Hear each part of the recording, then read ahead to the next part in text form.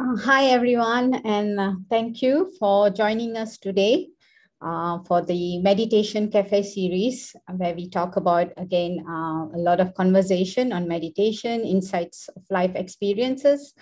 But before we begin, we will all have a bit, 5 minutes of meditation or reflection or silent prayer with music accompanied, and then we will begin the program. Thank you.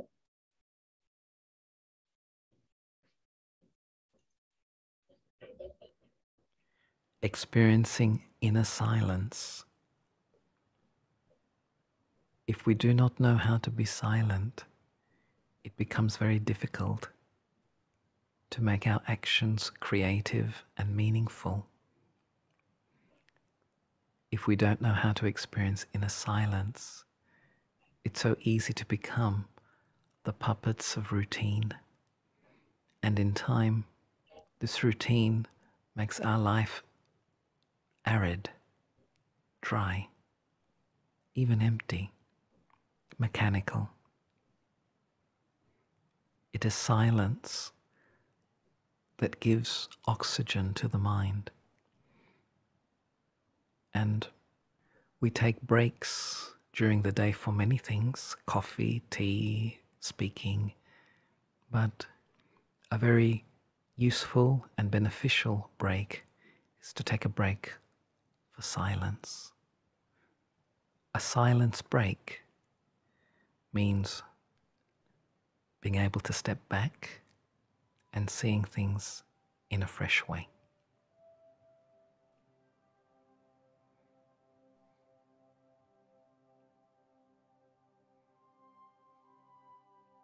I step back from the action and the responsibilities around me for a few moments.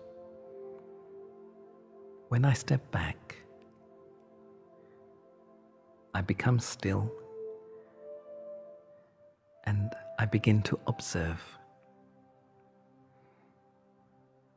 When I become an observer, then I'm able to see a clearer picture. I'm able to have perspective. Like the caterpillar only sees what is in front of its nose.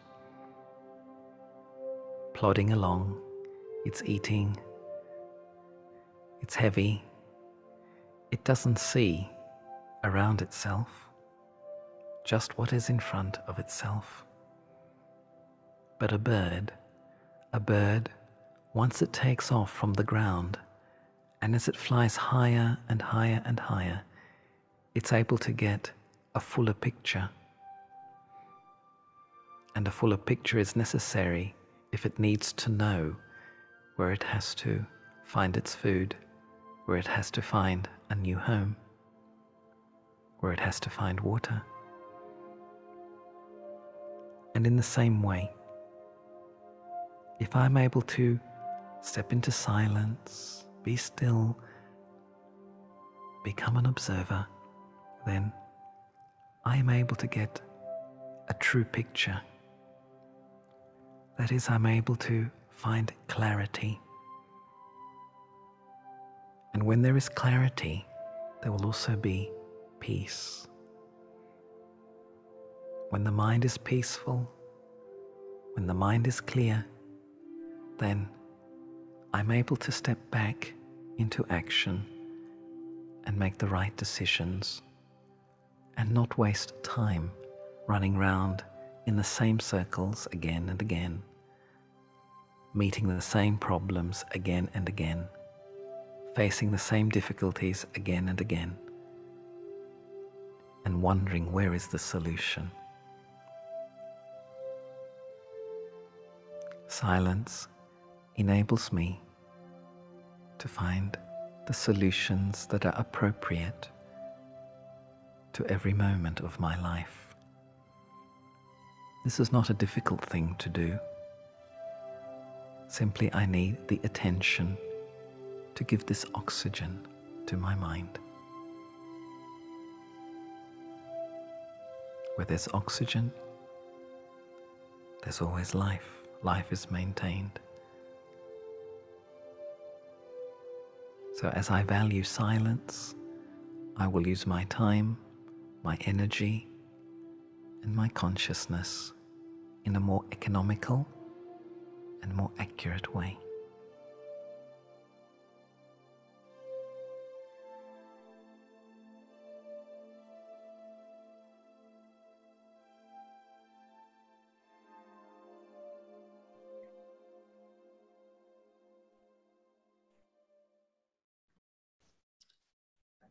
Right. Greetings of peace and welcome back, everyone. And for those who have been with us in a couple of our series before, we are very delighted to have you. And those who are Om Shanti और आप सबका आज के सत्र में बहुत बहुत स्वागत है। और हमारी इस सीरीज में हमने इससे पहले भी कई सत्र चलाए हैं और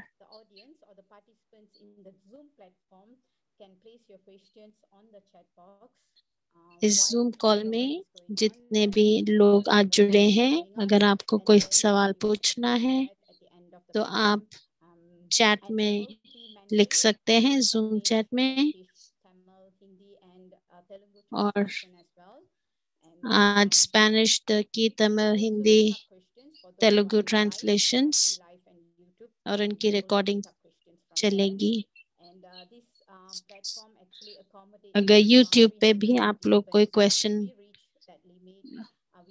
पोस्ट करते हैं तो वहां से भी हम आपके सवाल लेके उनको जवाब देने की कोशिश करेंगे। लेकिन अगर 300 से ज्यादा लोग हो जाएंगे तो YouTube पे आप एक्सेस कर पाएंगे।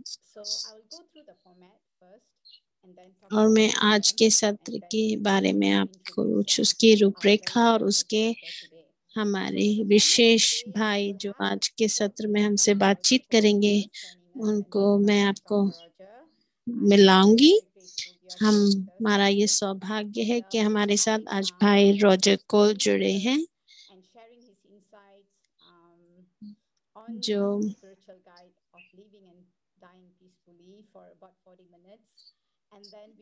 आज जीना और मरना शांति में इसके ऊपर बातचीत करेंगे और अपने कुछ विचार प्रस्तुत करेंगे। और सत्र का अंत भी भाई के साथ ही एक कमेंट्री से हम अंत करेंगे।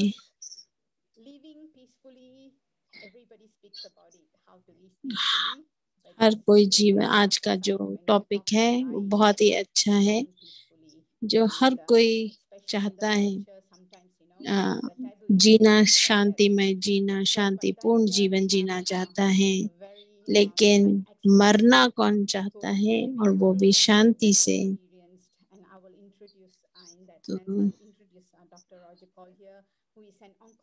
तो आज हमारे बीच रॉजर कोल हैं जो कैंसर स्पेशलिस्ट हैं और पिछले 35 साल से न्यू साउथ वेल्स में अपनी सेवाएं दे रहे हैं, अपनी मेडिकल सर्विसेज दे रहे हैं। और इसी दौरान उन्होंने स्पिरिचुअलिटी के साथ और अपने कुछ विचार कुछ किताबों में अपने विचार रखे हैं, जिसमें मिशन ऑफ लव, ये कुछ किताबें निकाली हैं जिसमें मिशन ऑफ लव बहन की सबसे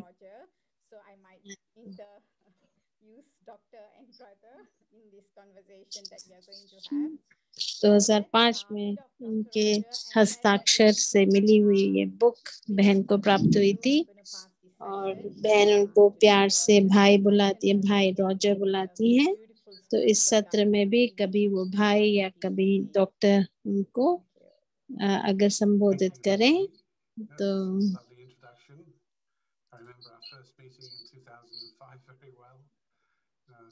और मुझे ऐसा इंट्रोडक्शन, प्यारा सा इंट्रोडक्शन दिया बहन, आपका बहुत बहुत धन्यवाद। और इस सत्र में जितने लोग आज जुड़े हैं, आप सबका बहुत बहुत स्वागत और बहुत बहुत धन्यवाद। मैं पिछले 30 साल से ये पैलिएटिव केयर में अपनी सेवाएं दे रहा हूँ।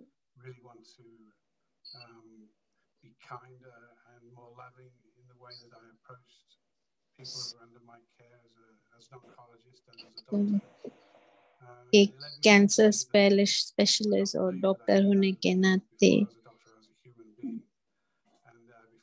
उसके साथ साथ एक अच्छा इंसान होने के नाते हमेशा अपने अंदर वो शांति प्रिय भाव, वो अच्छे भाव कि हर किसी को सुख और हर किसी को शांति पहुंचा सकूं, और जो पेशेंट्स आते हैं वो इतनी तकलीफ में, उनको कैसे सुकून पहुंचा सकूं। और ज्यादातर जितने मरीज हैं वो सब ऐसे स्थिति में आते हैं जो जीने मरने में से जूझ रहे होते हैं। तो उन भाई बहनों का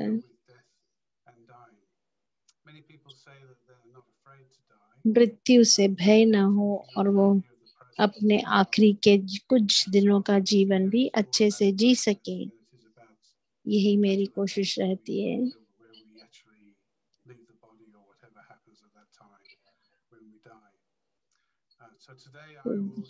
आज मैं मेरे ऐसे जो कुछ एक्सपीरियंसेस हुए हैं, अनुभव हुए हैं, मैं वो आप लोगों के साथ कुछ वार्तालाप में समक्ष रखूंगा।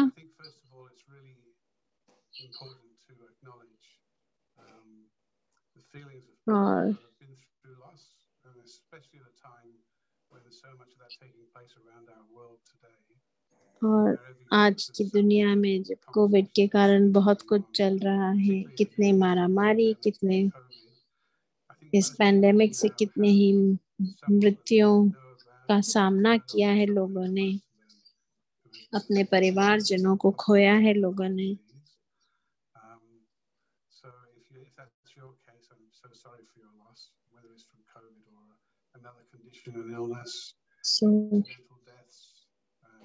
चाहे वो कोविड के कारण, चाहे किसी एक्सीडेंट के कारण,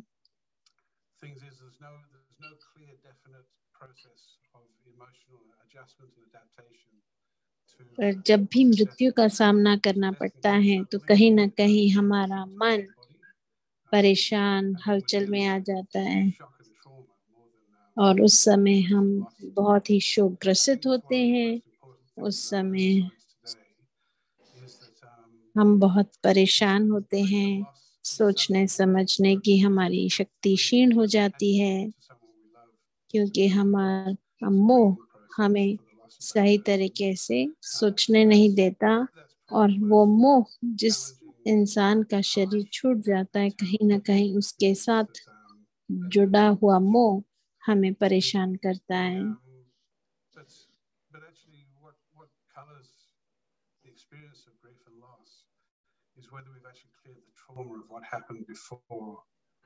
Before the grief and loss took place. So trauma in our lives is often something that will make it difficult for us to deal with being out of control. And perhaps this is जब हम किसी परेशानी से गुजर रहे होते हैं तो हमको महसूस होता है कि ये सिचुएशन हमारे हाथ से छूटती जा रही है। हमारे अंदर चिड़चिड़ापन आता है, ऐसा क्यों हो रहा है, तरह तरह के विचार मन में आते हैं जो और परेशानी को बढ़ाते हैं। क्यों? क्योंकि हम कहीं ना कहीं उस सिचुएशन को, उस परिस्थिति में अपने आप को बड़े शॉक्ड स्टेट में, बड़े परेशान स्थिति में पाते हैं, और कोई हमारे साथ से जाने वाला, किसी का साथ छूटने वाला है, वो विचार हमें परेशान करता है।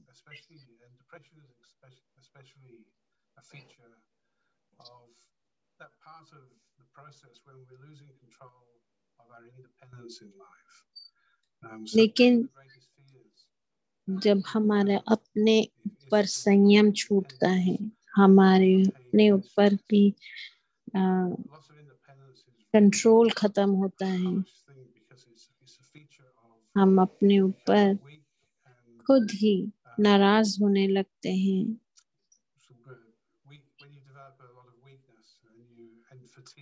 तो कहीं ना कहीं हमें वो कमजोरी महसूस होती है, कहीं ना कहीं हम कमजोर हैं,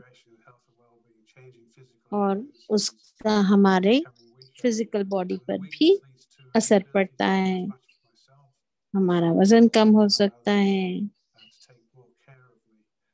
हम किसी भी रोग से बहुत जल्दी ग्रसित हो सकते हैं। लेकिन जब कौन सी ऐसी स्थिति में हम अपने आप को संयम में रख सकते हैं, कैसे हम अपने आप के ऊपर कंट्रोल रख सकते हैं कि कोई भी परिस्थिति आए हम उस परिस्थिति का सामना करने के सक्षम हो।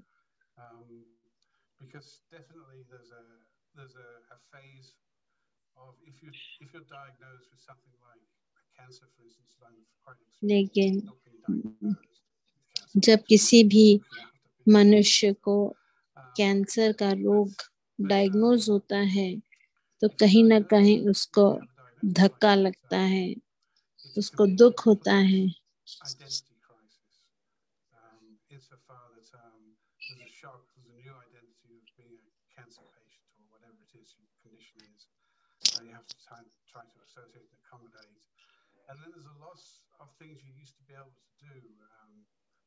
और जो कुछ हम नॉर्मल तरीके से, नॉर्मल शरीर में बहुत कुछ कर गुजर सकते हैं, जब ऐसे परेशानी का सामना करना पड़ता है, ऐसे रोग का सामना करना पड़ता है, तो कहीं ना कहीं हमको एहसास होता है कि हमारी रोज की दिनचर्या पर भी प्रभाव पड़ गया और हम उसी तरीके से सामान्य जीवन नहीं जी पाते हैं, हमारा जीवन अस्त व्यस्त हो जाता है।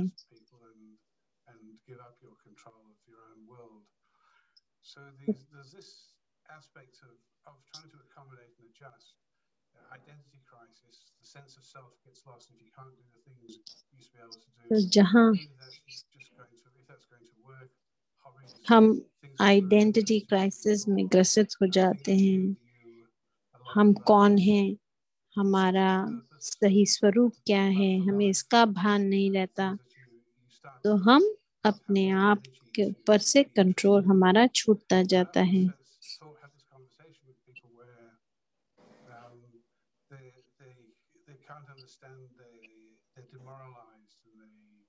और उसी समय हमारी सोचने की शक्ति चली जाती है, हम बहुत उदास रहते हैं,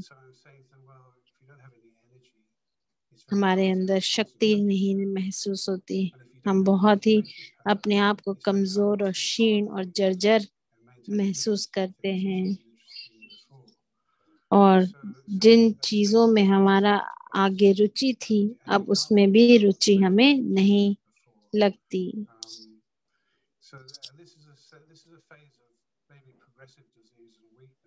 और ये सब धीरे धीरे जो हमारी तकलीफ अंदर शारीरिक तकलीफ है उसके कहीं ना कहीं वो हमारी मानसिक शक्ति पर भी असर डालती है और उसके कारण हमें ये सारे सिम्टम नजर आते हैं।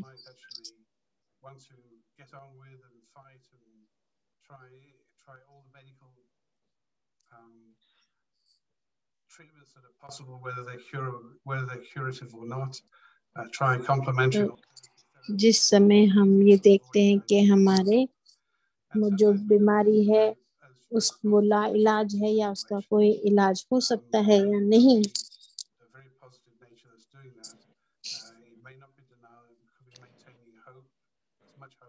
तो वो कहीं ना कहीं हमारे दिनचर्या पे या हमारे जीवन पे असर डालती है। तो लेकिन मृत्यु एक अटल सत्य है, हम सबको उससे गुजरना है, समय का पता नहीं, लेकिन उससे हम घबराए नहीं, उससे हम डरे नहीं, और हम एक सकारात्मक विचारधारा से उस जीवन को चलाते रहें, तो हमारे अंदर वो शक्ति आएगी कि हम कोई भी परिस्थिति का सामना कर सकेंगे।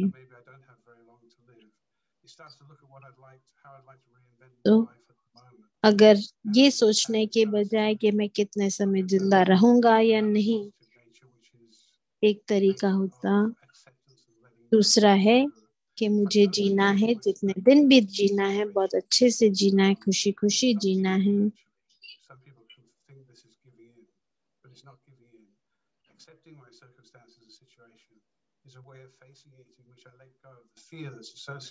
तो इस समय ऐसा नहीं है कि मैं अपने को बीमारी के अंदर झोंक दूं, बल्कि अपने आत्मा को सशक्त करके अपने जीवन को बहुत ही कंट्रोल और संयम से अच्छे से चलाऊं और दुनिया के आगे एक सैंपल बन के दिखाऊं।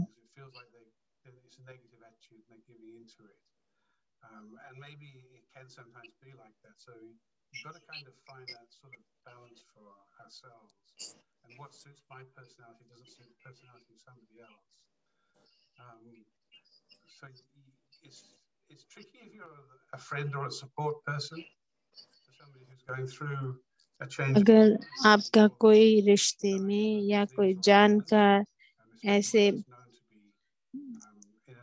बीमारी से ग्रसित है और आप उसकी देखभाल करनी है, तो आपकी स्थिति बहुत अच्छे से आपको बना के रखनी चाहिए, नहीं तो आप भी टूट जाएंगे और जिसकी आप सेवा कर रहे हैं वो तो और भी जल्दी टूट जाएगा।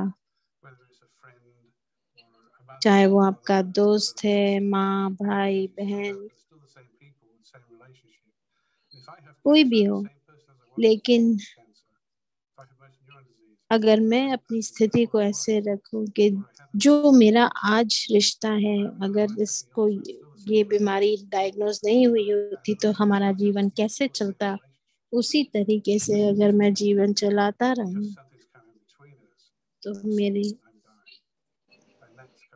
मेरे को उस परिस्थिति, उस बीमारी का सामना करने की शक्ति रहेगी। लेकिन अगर मैं यही सोचता रहूं कि मैं मरने वाला हूँ और जिन लोगों के साथ मैं रहता था अब उनका साथ छूट जाने वाला है,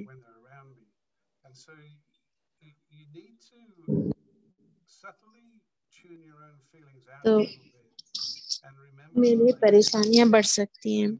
इसीलिए उन रिश्तों में जहां मेरे को अपने अंदर वो संयम रख के उस जीवन को अच्छे से जीना, और जो बीमार है चाहे मेरा कितना ही घनिष्ठ मित्र है, लेकिन वो मेरा दोस्त है और दोस्त था, तो उसी तरीके से मुझे वो जीने का प्रयास करना चाहिए, क्योंकि ये ऐसा होगा कि आप उनको एक तोहफा दे रहे हैं उस जीवन को जीने कराने के लिए।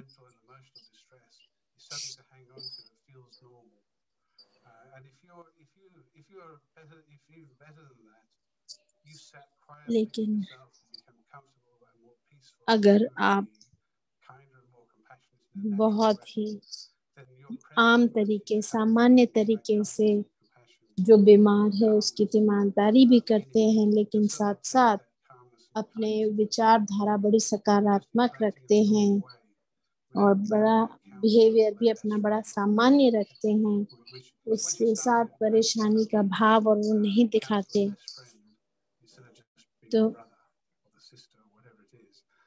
एक दोस्त की तरह उसकी देखभाल करते हैं, चाहे वो आपका भाई हो या बहन, तो आपको भी और आपके परिवार को भी आसानी हो जाती है। जो अंदर आंतरिक परेशानियां या एक भय का एहसास रहता है, वो इतना महसूस नहीं होता।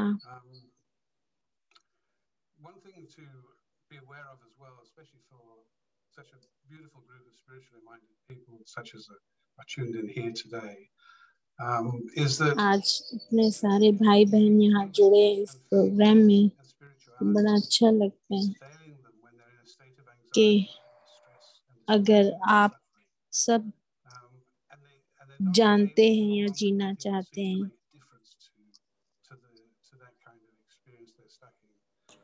कि हमें बहुत ही ध्यान से, जो हमने आध्यात्मिक शिक्षा प्राप्त की है, उसका हमें सही तरीके से इस्तेमाल करना है।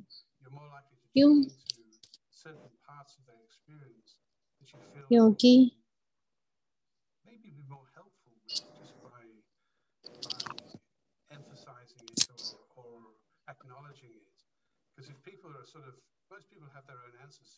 क्योंकि जब हम कई बार आध्यात्मिक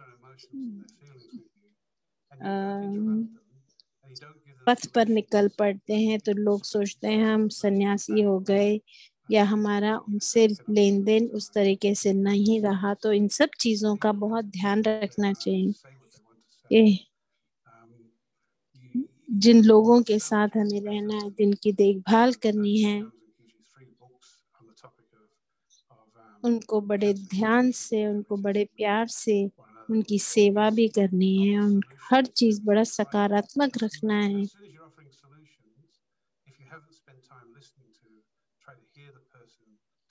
और अगर इससे पहले कभी आपने उस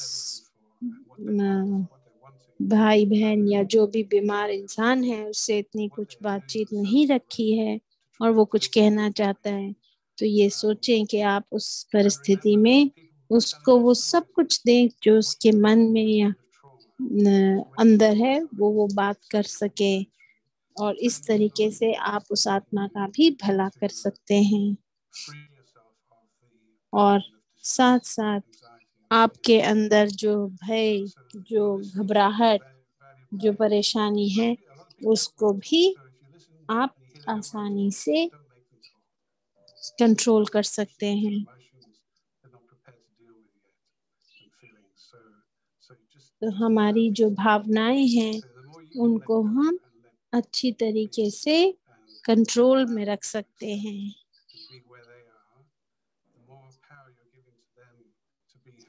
और जितनी आप उस आत्मा को शक्ति देते हैं, जितनी आप उस आत्मा के प्रति शुभ भावनाएं रखते हैं, एक तरीके से उस आत्मा को भी अपनी बीमारी को झेलने की शक्ति मिलती है।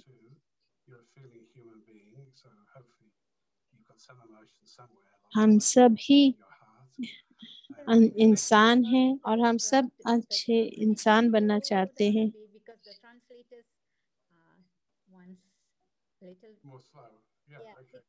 So that they can translate it fully. Thank you. Sorry to. I'll let you catch up with me. So I was saying that the more space you give people, and you give people space when you let them speak and share their experience. और जो भी लोग ऐसे हैं, उनसे जो इन परेशानियों से जूझ रहे हैं, उनको समय दें, उनको वक्त दें कि उनके मन की जो बातें हैं वो कर सकें, वो सुन सकें और वो कह सकें।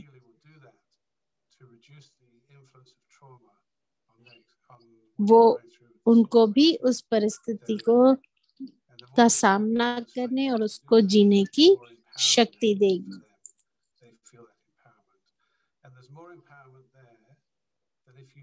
और जितना आप उस आत्मा को सशक्त करेंगे, आपके घर की, आपके आसपास की परिस्थिति में भी आप अंतर पाएंगे।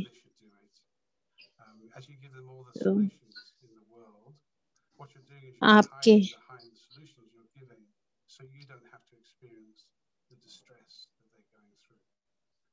और आपके पास उन परेशानियों के हल तो नहीं होंगे शायद, लेकिन आप आत्मा को सशक्त करते हैं। साथ साथ आप अपनी प्रेम, प्यार, सद्भावना, शुभ भावना से उस आत्मा को और भी शक्तिशाली बनाते हैं उसकी परिस्थितियों को गुजरने के लिए। सिर्फ उनको हल देने की जरूरत नहीं है, बल्कि उनकी आत्मा को सशक्त बनाने की जरूरत है। और कोशिश करें कि ऐसी बीमारी और उन सब के बारे में ही बार बार बात करने की जरूरत ना पड़े, क्योंकि उससे मन और स्थिति ज्यादा गहरी हो जाती है और मन ज्यादा दुखित, पीड़ित रहता है।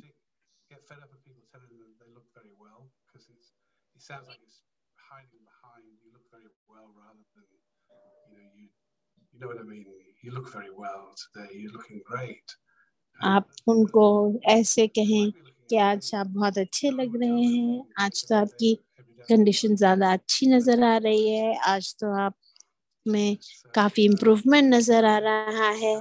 तो कहीं ना कहीं ऐसी शब्दों का उच्चारण करने से उनके भी अंदर स्फूर्ति पैदा हो सकती है। ऐसा नहीं कि आप उनकी बीमारी को एकदम से ही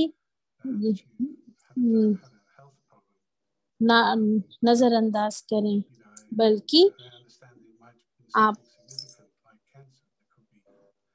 समझते हुए कि वो क्या गुजर रहे होंगे, किन चीजों से गुजर रहे होंगे, ये होते हुए भी आप एक सामान्य व्यक्ति की तरह बिहेव करें। ये ना सोचें कि इनको कैंसर है और उसके कारण मुझे उनसे ऐसे बातचीत करनी है। कैसे एक आप नॉर्मल इंसान से बातचीत करते हैं, यही अपना एक्शन उसी तरीके से, अपने कर्म उसी तरीके से निभाइए।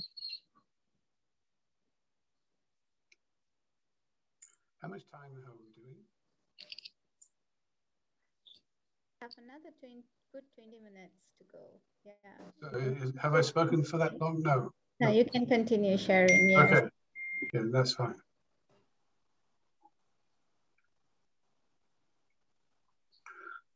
So it's there's no, as I was saying before at the beginning, there's no जैसे मैं सत्र के शुरू में कह रहा था, making death and dying fit into boxes where people go through this and this, and you can't list 5 different things to go through with 5 solutions to it.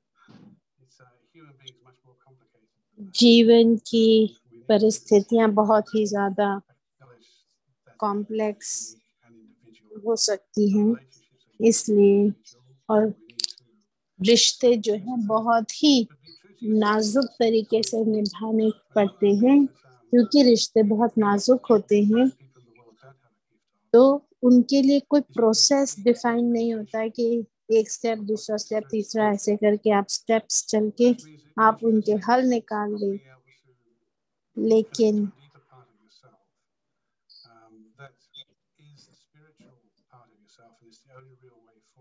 अपनी आत्मिक शक्ति के साथ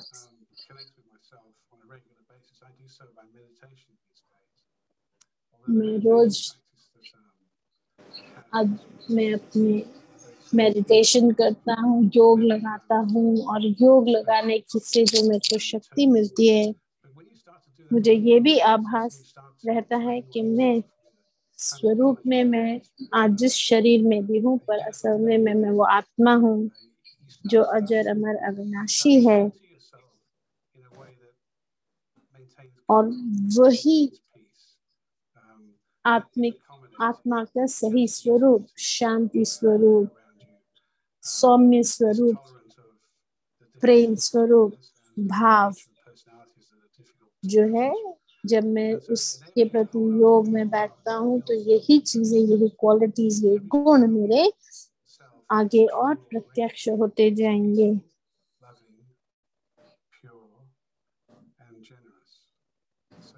तो मेरे कर्मों में भी कोमलता, प्रेम, सद्भावना, प्यार और यही सब मेरा झलकेगा।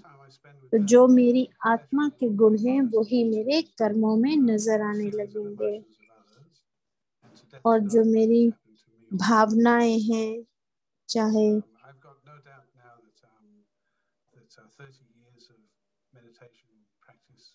मैं पिछले 30 साल से योग का अभ्यास कर रहा हूँ और उसने मुझे, मेरी आत्मा को इतना सक्षम किया है कि मैं कई सारी परिस्थितियों से गुजर सकता हूँ।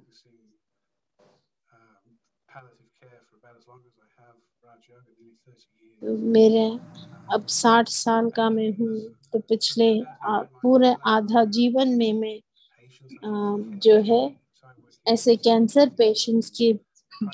से जो पीड़ित पेशेंट हैं उन सबको देखता हूँ, उनके केयर करता हूँ। लेकिन योग अभ्यास ने मुझे बहुत और ज्यादा सक्षम किया है उन पेशेंट्स की तरफ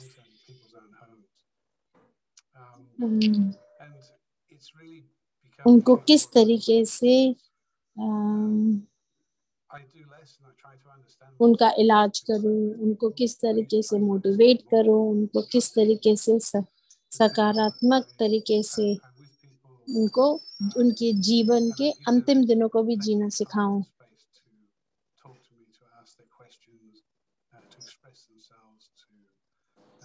और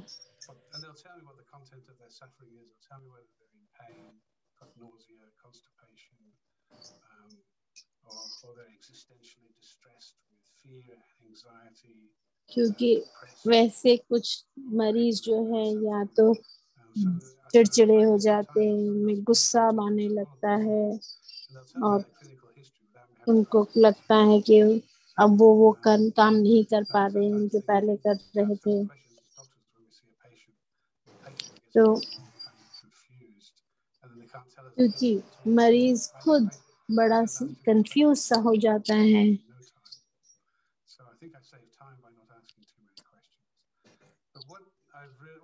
लेकिन और उसके अंदर बतेरे सारे सवाल होते हैं।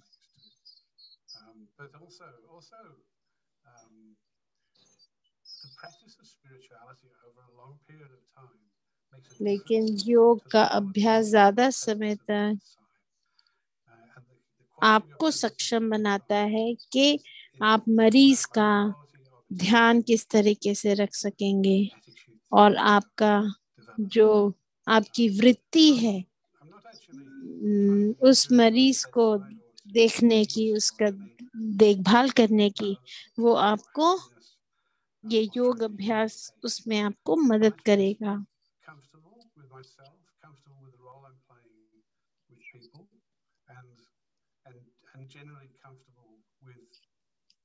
और जहाँ पर भी आप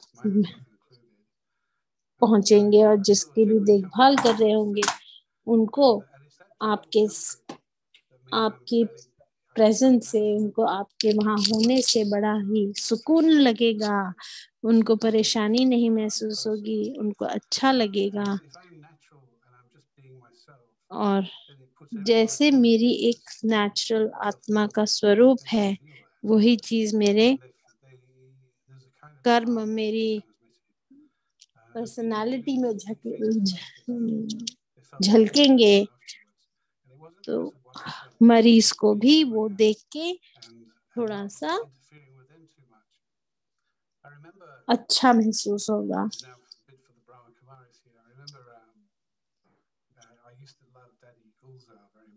और मैं दादी गुलजार को बहुत पसंद करता था। सब दादियां बहुत अच्छी थी, पर मेरे को दादी गुलजार सबसे ज्यादा अच्छी लगती थी, क्योंकि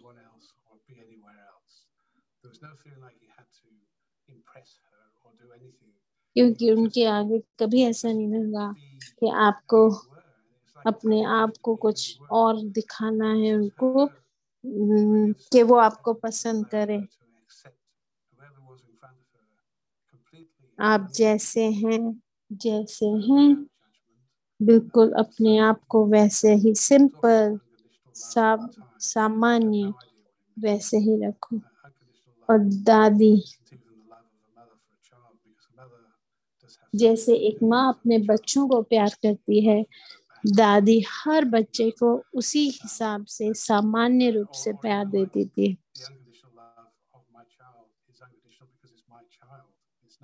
और उनको ये रहता था कि ये मेरा बच्चा है और हर बच्चा मेरा है, तो माँ के लिए सब बच्चे समान हैं। तो दादी गुलजार हमेशा वो उस आत्मिक स्थिति में स्थित रहती थी जिससे उसको सभी सामान्य नजर आते थे।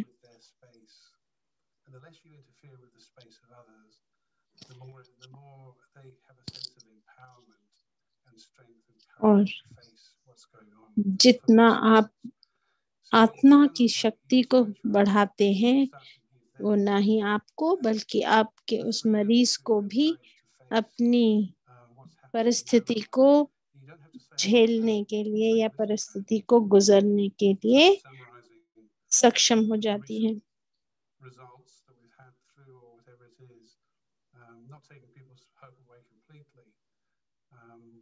But understanding that if things don't work out during the next treatment, there might not be very much longer left.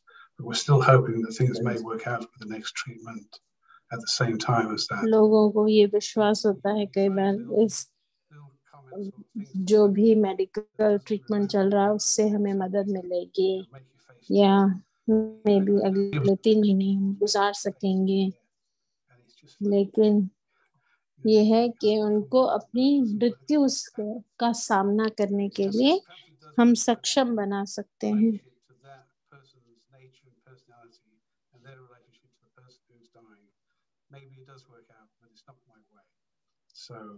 So my thought is, if you're going to make people face it, then you've got to be very subtle. अगर आप उस व्यक्ति को उस परिस्थिति का सामना करने के लिए सक्षम बनाते हैं,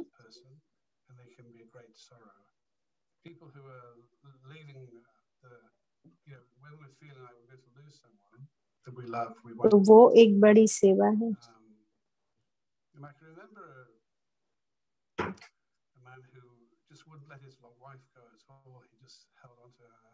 He was desperate that she had all the treatments that the oncologist could possibly give her. Even when she'd come to the end what she wanted, she got to the point where she just wanted to die and she'd had enough. She was sick of it all. कि cancer से पीड़ित व्यक्ति एकदम अंत समय में कि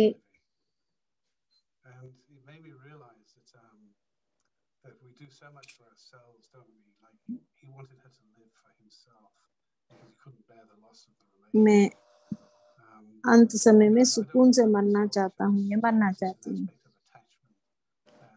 तो लेकिन सेवा करने वाला अगर पत्नी इस स्थिति में है तो इवन पति ये सोचता है, कहीं ना कहीं मोह होता है जो उसको लगता है कि मैं कैसे इसको बचा सकूं।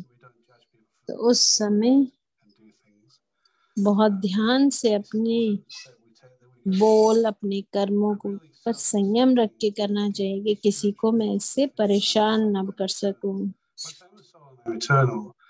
ये जरूर बताऊं कि मैं आत्मा अजर अमर अविनाशी है, मर नहीं सकती। ये शरीर मरेगा पर आत्मा तब भी जिंदा रहेगी। और इस जीवन में इस शरीर से ये मेरा इस जन्म का ही नाता था।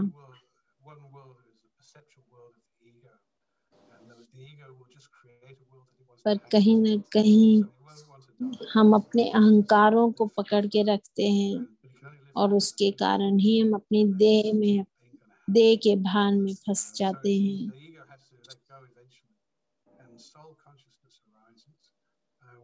इसीलिए आत्मा अभिमानी और मैं कौन हूँ, ये आध्यात्मिक ज्ञान ही मुझे मेरा सही परिचय देता है।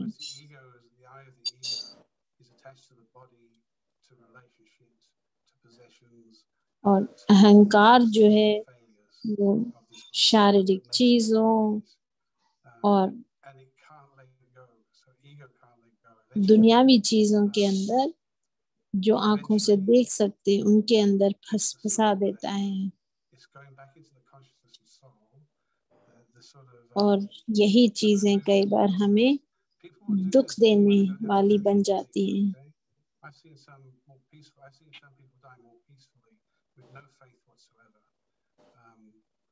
मैंने कुछ मौतें ऐसे देखी हैं जो बहुत शांतिपूर्ण मरते हैं, जबकि उनके अंदर कोई दूर दूर तक भी उनके यहाँ कोई आध्यात्मिक पढ़ाई किसी ने नहीं पढ़ी, लेकिन जिस तरीके से उनके परिवारों के संबंध थे, पारिवारिक संबंध थे, परिवार में लोग थे, उनके रिश्ते जैसे थे, वो इतने शांति प्रिय, इतने अच्छे थे कि उस आत्मा को बहुत ही सुकून से अपना आखिरी समय भी निकाल सकता है। वो आत्मा आराम से निकाल सकती है और बहुत ही आसानी से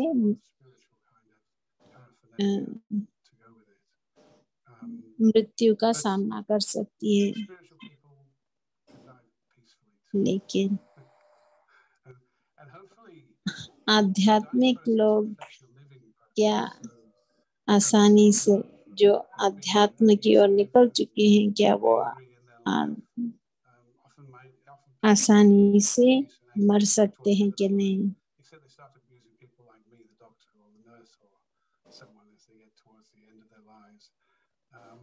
अगर मैं एक डॉक्टर या नर्स कोई भी, अगर हम अपने आखिर समय पर पहुंच गए हैं तो हमें क्या करना चाहिए? हमें उस जीवन का धन्यवाद देना चाहिए। हमें उस जीवन में जो कुछ हासिल हुआ, जो कुछ मिला,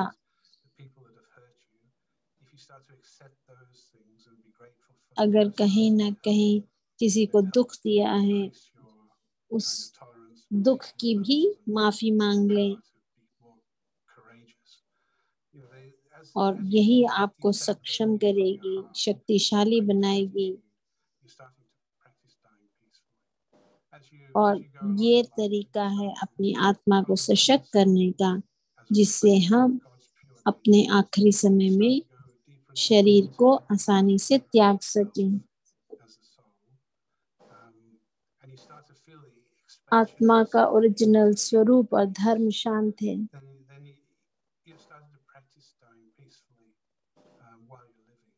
तो जीवन जीते समय पहले हमें शांति प्रिय जीवन जीना आना चाहिए।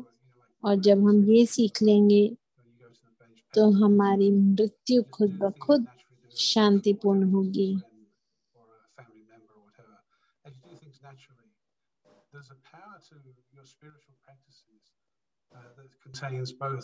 जो योग का अभ्यास करते हैं,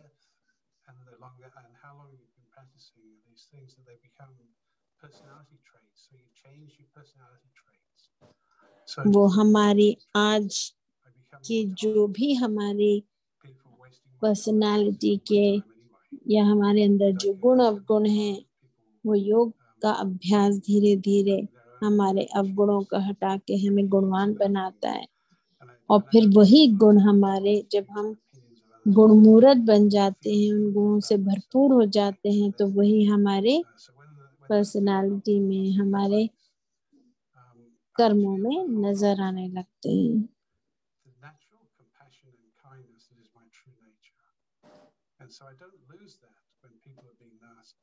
आत्मा का ओरिजिनल स्वरूप या ओरिजिनल रूप ही है सुख, शांति, आनंदमय आत्मा जो योग से और चमकती है।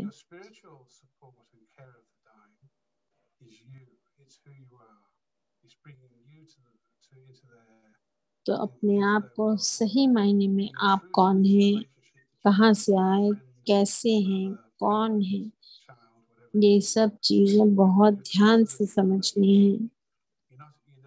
कौन आपका माता पिता है और इस जन्म के रिश्तों में आप जिनके साथ जो रिश्ते निभा रहे हैं वो इसी जन्म के लिए हैं।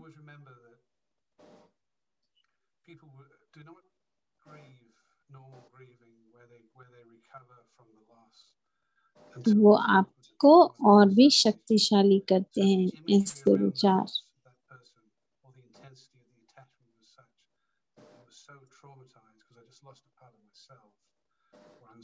और कई बार लोगों के जीवन में ऐसा होता है क्योंकि हम जिनसे इतना मोह करते हैं, अगर उनका शरीर छूट जाता है तो हाँ, साथ में रहने वालों को ये लगता है कि हमारा जीवन खत्म हो गया और बहुत ही शौक की स्थिति में वो शोकग्रस्त हो जाते हैं।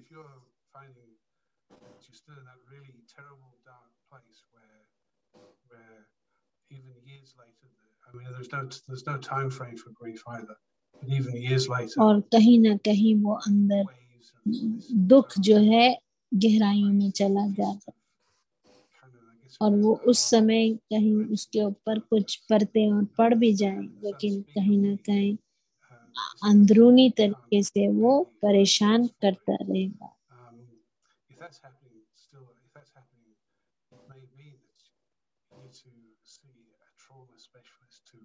Work through the trauma that was associated with the loss, because if the intensity persists for too long, it's to do with something other than the separation. अगर ऐसे ही विचार बहुत देर तक ऐसे ही रहते हैं और बहुत स्ट्रांग होते जाते हैं तो वो हमें और परेशान कर सकते हैं।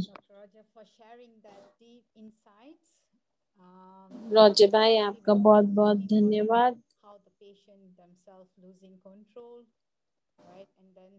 जो आपने अभी बताया कि जो मरीज है और मरीज के तीमारदारी करने वाले लोग हैं उनको कैसे अपने अंदर उनको क्या क्या करना चाहिए।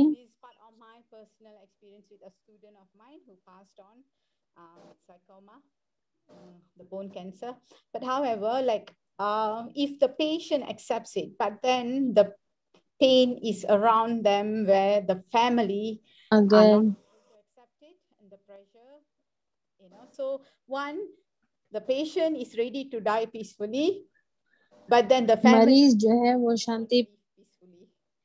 शांति प्रिय तरीके से मरना चाहता है, लेकिन उसका परिवार जो है वो उस दुख को सहन नहीं कर सकता। तो कहीं ना कहीं परिवार जो है ऐसे ऐसे प्रेशराइज करता है तरीकों से। उसमें आपका क्या कहना है? ये हर इंसान की परिस्थिति पर निर्भर करता है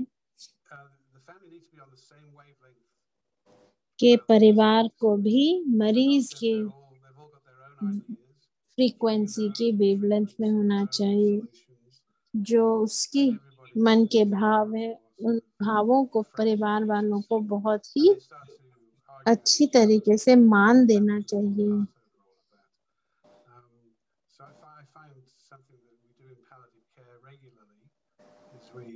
We'll have a family conference, so we don't just look at the patient as being our patient. तो जो हम पैलिएटिव केयर में देते हैं तो हम मरीज के साथ साथ हम पूरे परिवार को भी कॉन्फ्रेंस कॉल्स में लेते हैं कि एक व्यक्ति अकेला ही नहीं बल्कि पूरा परिवार सामूहिक रूप से उस परिस्थिति को गुजरने के लिए सक्षम बनता है।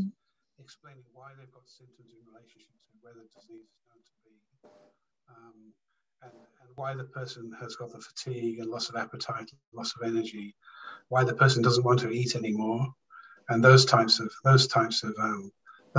things, and sort of addressing those to say things like, listen, when people have chronic illnesses, they develop disinterest in food. Like, it's not even loss of appetite. It's like, और क्योंकि मरीज परेशान होता है, उसकी भूख खत्म हो जाती है, उसको खाना स्वाद नहीं लगता, और इच्छा ना होते हुए भी मैं जबरदस्ती खाना खाने की कोशिश कर रहा हूँ, और परिवार जो है उसको परेशान रहता है कि मरीज खा नहीं रहा, उसको कुछ ना कुछ खिलाना चाहता है।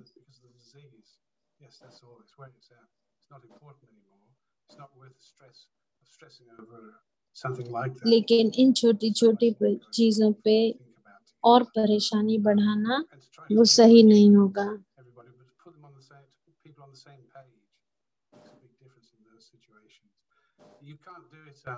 जब सब लोगों की सोच और कर्म एक जैसे होंगे तो ऐसी परिस्थितियों का सामना करना, उनको गुजरना आसान हो जाता है।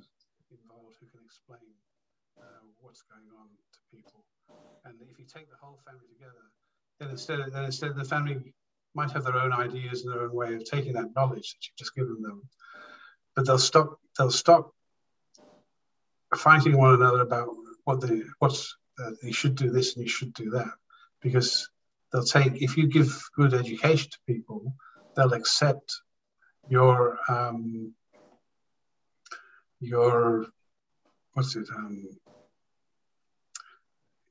they'll accept that you've got the experience and understanding and the knowledge, and they'll take that and start to be guided. और जब आप लोगों को कुछ कहने लगते हैं किस तरीके से उन्हें क्या करना चाहिए या क्या नहीं करना चाहिए, तो उसका भी एक सही तरीका है कि कहीं उनको ऐसा न लगे कि आप, क्योंकि उनकी समझने की क्षमता नहीं है और आप उनको आध्यात्मिक तरीके से समझाना चाहते हैं, तो ये भी सही नहीं होगा। तो उनकी परिस्थिति को देखते, उनकी समझ की स्थिति को देखते हुए उस तरीके से उनको ज्ञान देना चाहिए कि वो अपनी परिस्थिति को कैसे खुद कंट्रोल में लेके आए।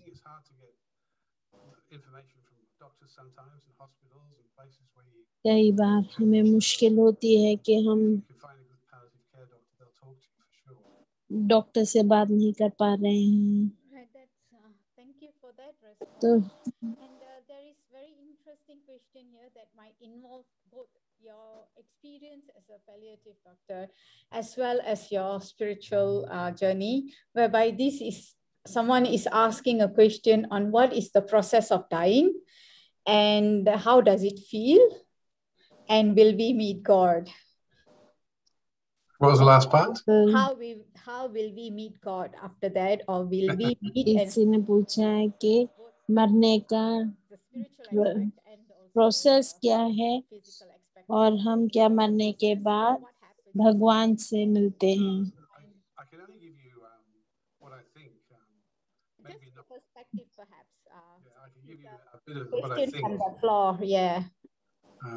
हर इंसान का फर्क सोच होगी, तो मैं अपनी सोच समझ से कुछ अपने विचार प्रस्तुत कर सकता हूँ।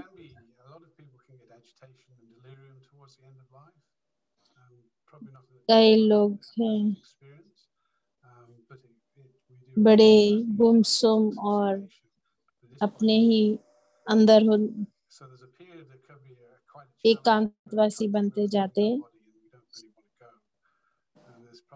और उनको ये महसूस होता है कि हम ये शरीर छोड़ने वाले हैं, पर हम छोड़ना भी नहीं चाहते। तो ऐसे जो एक आंतरिक झकझोरता रहता है विचार में, कुछ हलचल रहती है,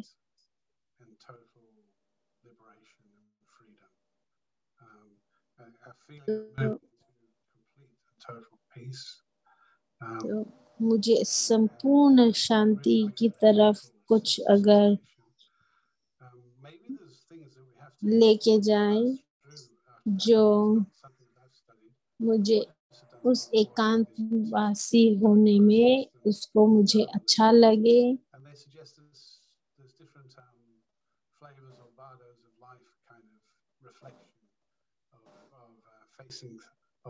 तो वो उस इंसान के लिए अंतिम समय के लिए आसान होता है।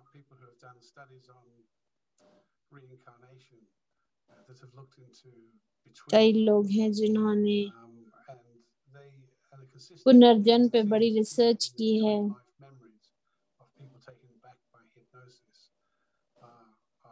और कई लोग ऐसे हॉस्पिटल में या लाइब्रेरीज में, संग्रहालयों में जाए हैं जहाँ पर लोगों के पिछले जीवन के बारे में पूछना चाहते हैं या उसके बारे में समझना चाहते हैं। और भगवान से मिलने के लिए शरीर छोड़ना जरूरी है, मैं ऐसा नहीं मानता। भगवान को अब शरीर में रहते रहते भी मैं मिल सकता हूँ और उसके लिए मुझे ये पता होना चाहिए कि मैं कौन हूँ और भगवान कौन है। जब हमारे अंदर हमारा आत्मविश्वास खोने लगता है तब हम अपने शरीर को भी कमजोर करते जाते हैं।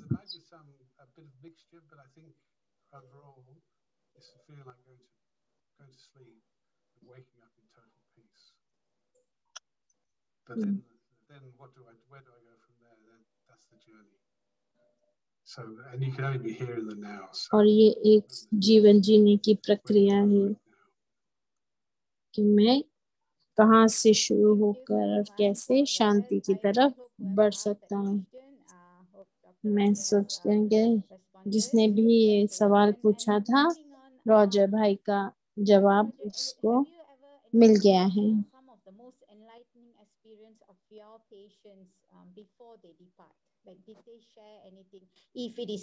भाई, आपके पास कोई ऐसे अनुभव हैं जहाँ पे अंतिम समय में लोगों के क्या भाव हैं, क्या भावनाएं हैं और शांति पे या उनकी क्या इमोशंस हैं?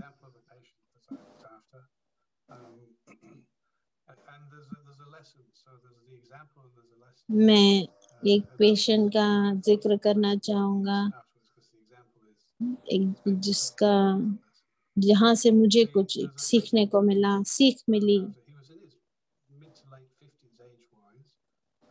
ये पेशेंट 55 साल का उम्र का था और बहुत शराब पीता था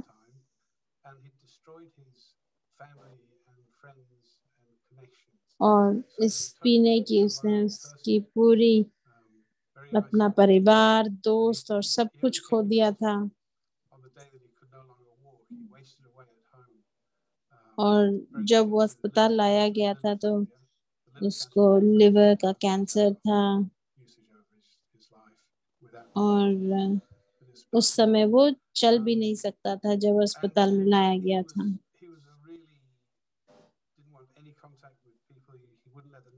और वो किसी को भी अपने नजदीक नहीं आने देना चाहता था। हमेशा वो गुस्सा होता रहता था, झिड़कता रहता था, नर्सिंग स्टाफ को भी अपने नजदीक नहीं आने देता था।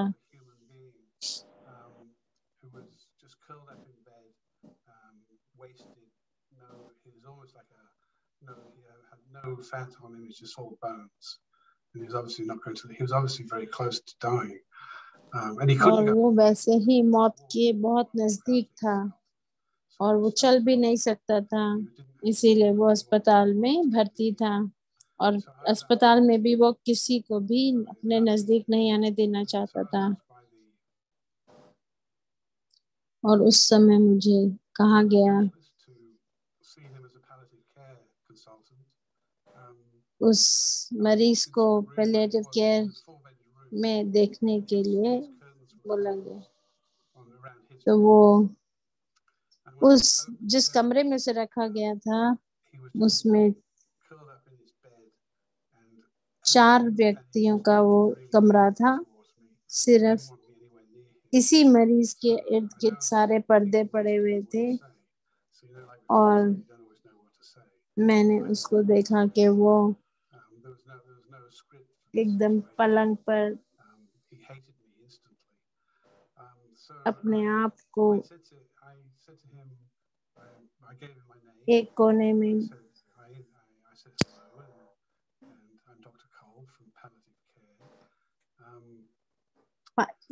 में अपने छुपाते हुए पाया। उसको अच्छा नहीं लगा जब पर्दे खोले गए, लेकिन मैंने उसको से बातचीत करनी शुरू की। उससे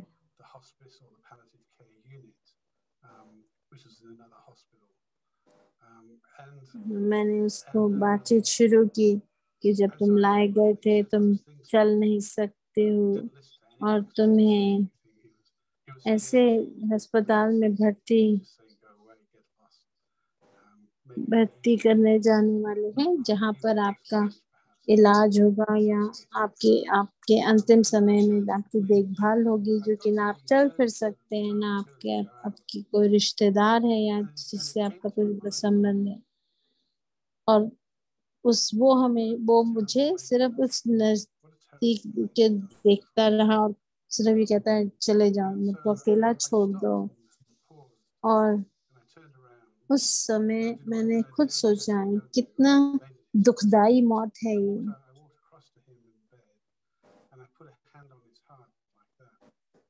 और उस समय मुझे लगा ये बहुत परेशान आत्मा है। तो मैं पहले तो छोड़ के जा रहा था, लेकिन फिर मैं वापस आया और उसके दिल पे हाथ रखते हुए मैंने कहा कि मुझे बहुत दुख है जिस भी चीज से तुम जूझ रहे हो, लेकिन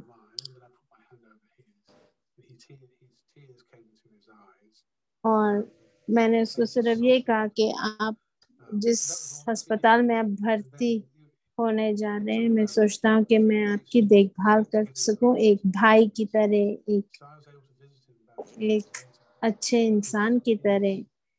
और इतना कहते ही मैंने देखा कि उसने अपने दोनों हाथ मेरे हाथ पर रख दिए और उसकी आंखों में पानी था।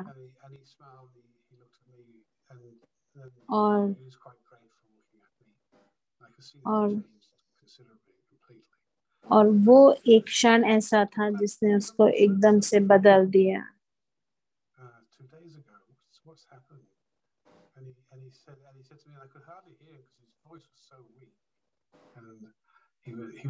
Breathing and so whispering just about. I had to lean forwards so I could hear him. वो इतना कमजोर और जर्जर हो चुका था कि उसको ढंग से वो जो कुछ बोलता था वो ढंग से सुनाई भी नहीं पड़ता था। और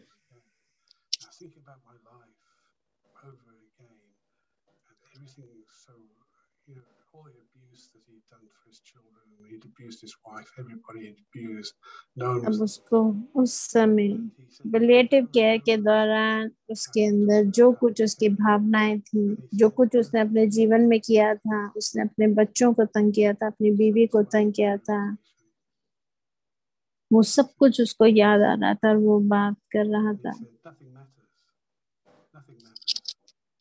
और उस समय उसको लगा कि जो कुछ हुआ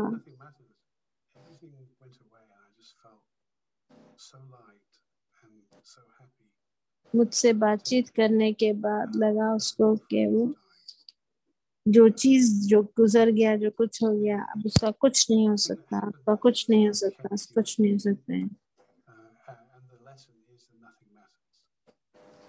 और उस समय मुझे लगा कि मैं एक इंसान बन गया और मुझे जीवन का एक जीवन की सीख मिली कि इस जीवन में अहंकार के कारण कितना कुछ हम बढ़ा लेते हैं, बना लेते हैं, लेकिन सही मायने में इस जीवन में कुछ भी मैटर नहीं करता सिवाय अपनी आत्मा को एक अच्छी आत्मा, एक इस इंसान, इस जिस शरीर में अभी है उसमें अपने आप को एक अच्छा इंसान बना सके।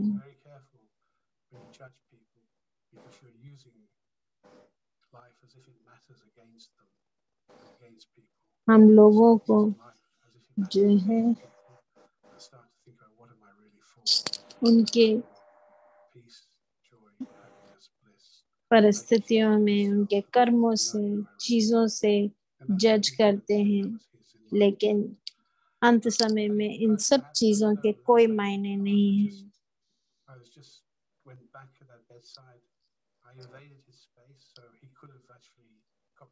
और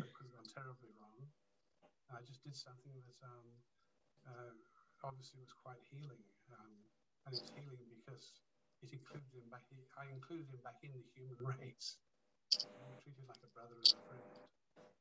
क्योंकि मैंने उस भाई को एक भाई और एक दोस्त की तरह डील किया, तो कहीं ना कहीं उसके अंदर एक अच्छे इंसान की भावनाएं जागृत हो गए।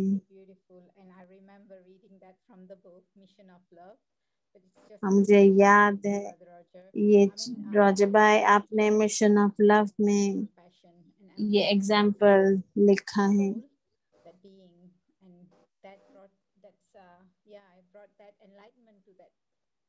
And hopefully I believe that he passed on peacefully.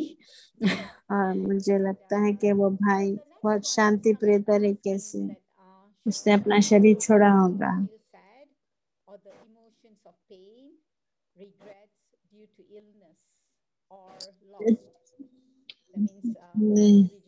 सवाल पूछा है कि जब हम शरीर किसी भी रोग से ग्रसित है, तो क्या हमारा रोना, हमारा दुखी होना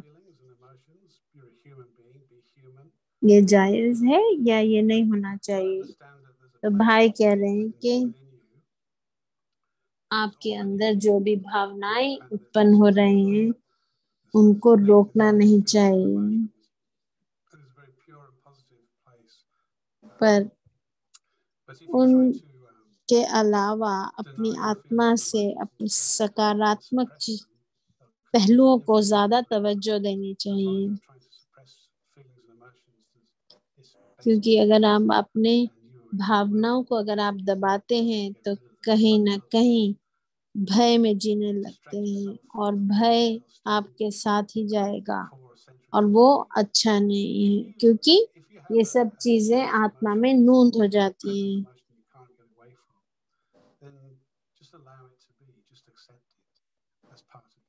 तो जो भी भावनाएं आती हैं उसको एक्सेप्ट करके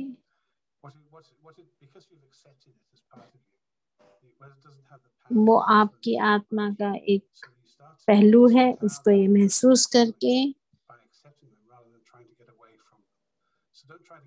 फिर अपने कर्मों में लाएं, फिर अपना जीवन जीने की कोशिश करें, क्योंकि तब आपको लगेगा कि आपकी सकारात्मक शक्तियां ज्यादा जागृत हो जाती हैं बजाय नकारात्मकता की, क्योंकि आपको महसूस होने लगता है कि सकारात्मक चीजें आपको बहुत शक्ति, स्फूर्ति प्रदान करती हैं, जबकि नकारात्मक चीजें आपको और कमजोर और करती हैं और परेशानी बढ़ाती हैं।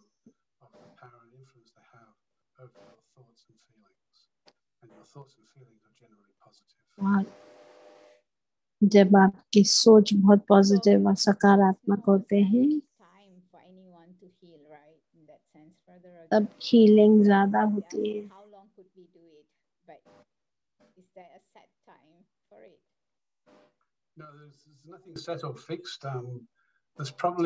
जीवन में कोई भी चीज पक्की या एक ही तरीके से जीने के लिए कोई ऐसा फिक्स नहीं है। Is it worth seeing a counselor or a psychologist or someone to help you through emotions? Definitely, if you've got excessive feelings of anxiety and they're associated लेकिन अगर आपके अंदर and you're reacting in a way that seems to be किसी चीज का भय है, परेशानी है, एंजाइटी है, then you're likely to have in the background to that a significant traumatic event in your life, including abuse. तो वो कहीं ना कहीं आपके अंदर, आपकी आत्मा के अंदर वो एक कैरेक्टरिस्टिक बन जाएगी। वो भय का एक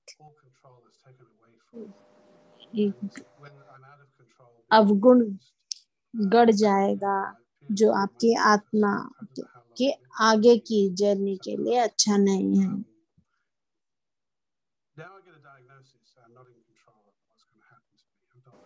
जब मेडिकल डायग्नोसिस के लिए जाते हैं, कई चीजें हैं जो हमारे हाथ में नहीं है, और अगर मैं सोच लूं कि जो चीज मेरे हाथ में नहीं उसके बारे में सोचने से मुझे कोई फायदा नहीं, बल्कि जो चीज मेरे हाथ में है उस पे मेहनत करने से, उसको उस पे सोचने से, करने से मैं अपना जीवन और भी बढ़िया बना सकता हूँ, अपने अंतिम समय को भी अच्छे से जी सकता हूँ।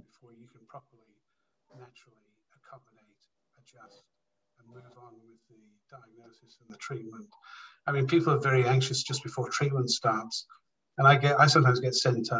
My colleagues send me patients to try to help them through their anxiety and distress. And in the last week, the oncologist has seen them a week before, and during the last week he started the treatment.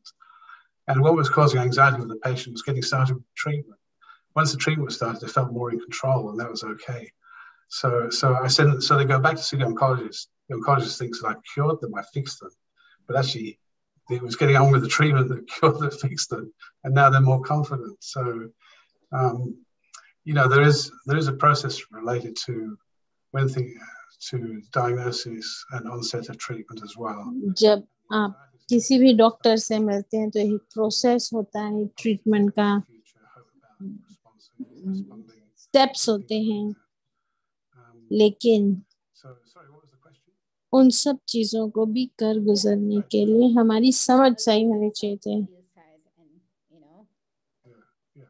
क्या मरीज को अपने आप को दुखी या ऐसे महसूस कर लेना सही है? रॉजर भाई ने तकरीबन और सभी सवालों के जवाब दिए हैं। मेरा एक सवाल है कि जब कोई अंतिम समय में पड़ा होता है तो उसके सेवा करने वाले भाई बहन या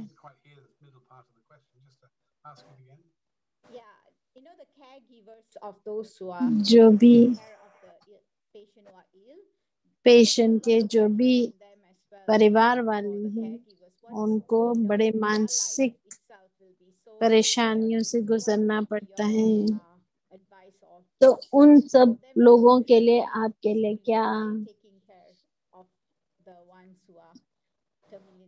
टिप्स होंगी? आप उनको क्या कहना चाहेंगे? क्योंकि किसी को तिल मरते देखना वो बहुत ही तकलीफ देह वाकया होता है किसी की जिंदगी में।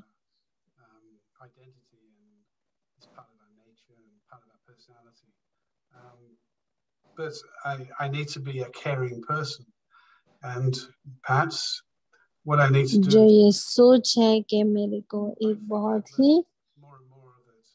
अच्छा इंसान होना चाहिए, बड़ा सेंसिटिव इंसान होना चाहिए कि मैं हर की तरफ तवज्जो दे सकूं, प्यार से उनकी देखभाल कर सकूं। Let's face it, if you loved everybody, you'd be like half dead by the time you're 7 years old. अगर आप सबको इतनी शिद्दत से प्यार करने लगेंगे तो आप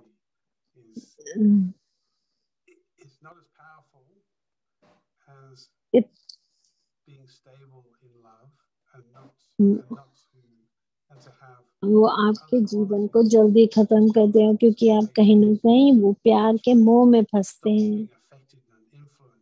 तो लेकिन सही मायने का प्यार वो होगा जहाँ आप एक साक्षी दृष्टा हो के बड़े सक्षम तरीके से, बड़े शक्तिशाली तरीके से उस इंसान की देखभाल करते हैं।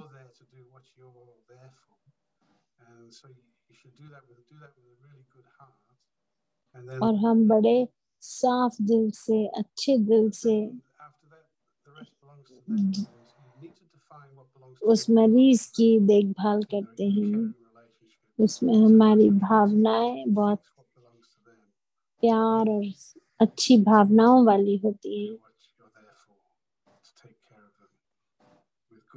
तो हर चीज बड़ी प्रेम प्यार से अच्छी तरीके से आपको खुशी दे। रॉजर भाई, आपका बहुत बहुत धन्यवाद, आपने हमें दिया।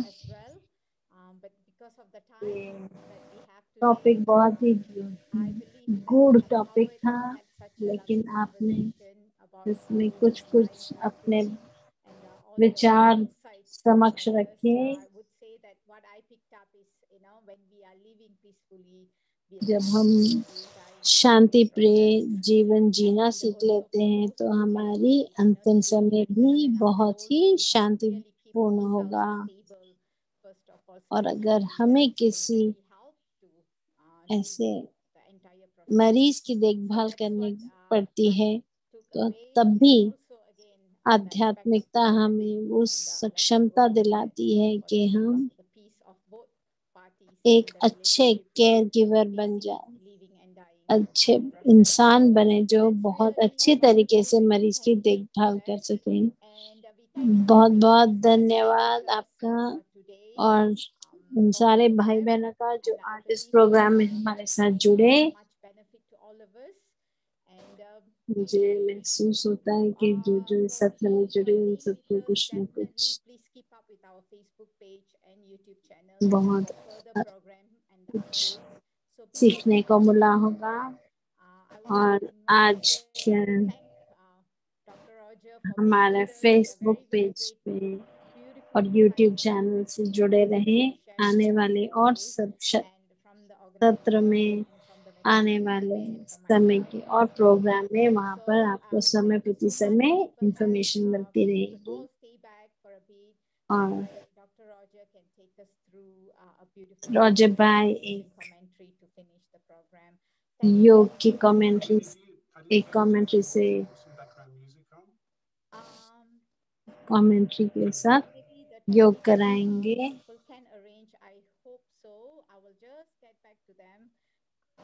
It doesn't matter if we can't, but I haven't got any background music here. Oh, no music. They can't play the background music. Okay, no worries. No All problem. right. All right. So everyone just sit back, relax, and we will, Dr. Roger will take us through a beautiful meditation experience. Thank you once again. Commentary के साथ सुंदर योग का अभ्यास करेंगे। आप सब आराम से बैठ जाएं।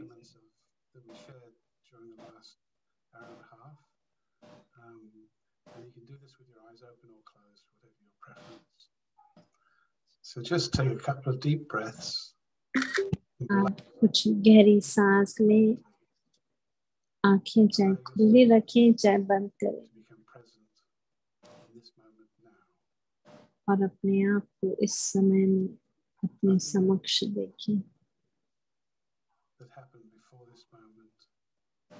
ऐसे कुछ भी जो इस क्षण से पहले जो कुछ हुआ है वो आपके दिमाग में नहीं। आपको क्या करना है, कहाँ जाना है,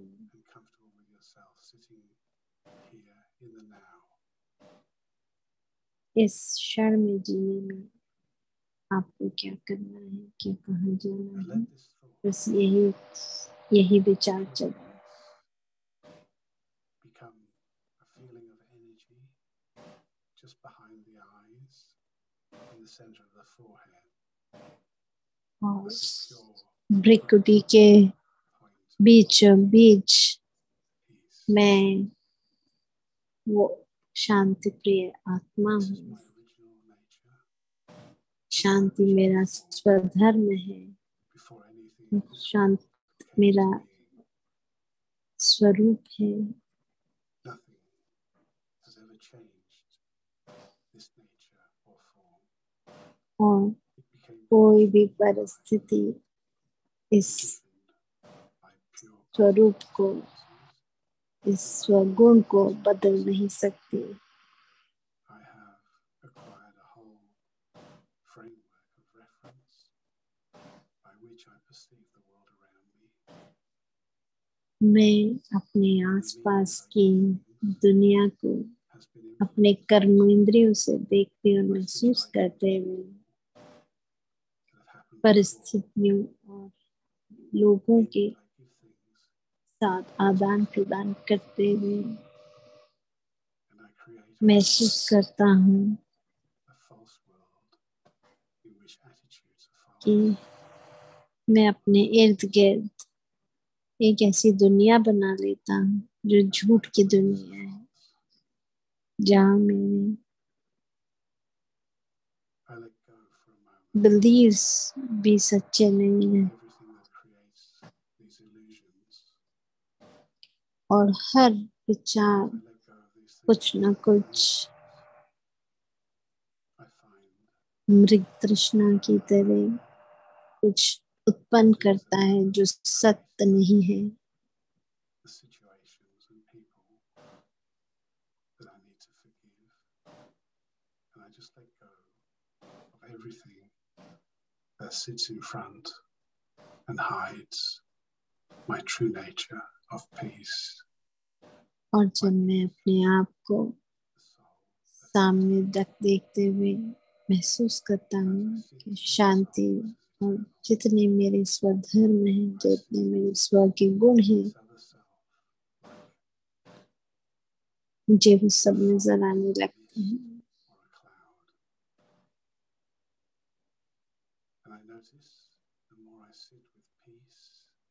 जितना मैं शांति में बैठता हूँ, उतना ही मैं हल्का होता जाता हूँ, उतना ही मैं प्रेमपूर्ण होता जाता हूँ, उतना ही मुझ में शक्तियाँ बढ़ती जाती हैं।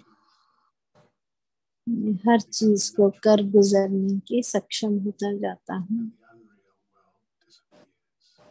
और ये बाहरी दुनिया जो मिथ्या है, ये धीरे धीरे सब साफ होने लगता है। मैं अपने सत्य में स्थित हो जाता हूँ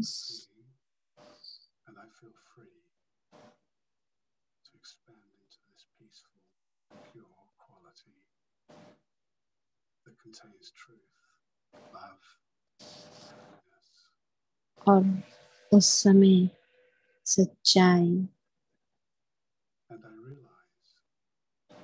संतुष्टता, प्रेम, आनंद, इसी सब की भरमार रहती है।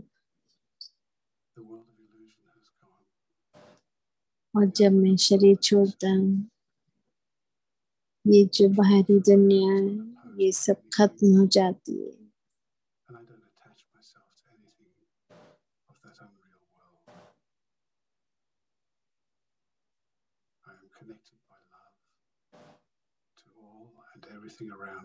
मैं हर किसी से प्रेम के कारण जुड़ता हूँ और ऐसा कुछ भी नहीं ऐसा है दुनिया में जो मुझे इस प्रेम से वंचित रख सकता है।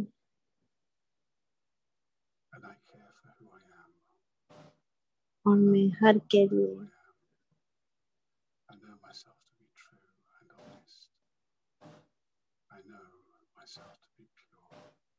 मैं पवित्र आत्मा हूँ और मुझे मालूम है कि मैं इस पुरानी दुनिया से दूर जा चुका हूँ।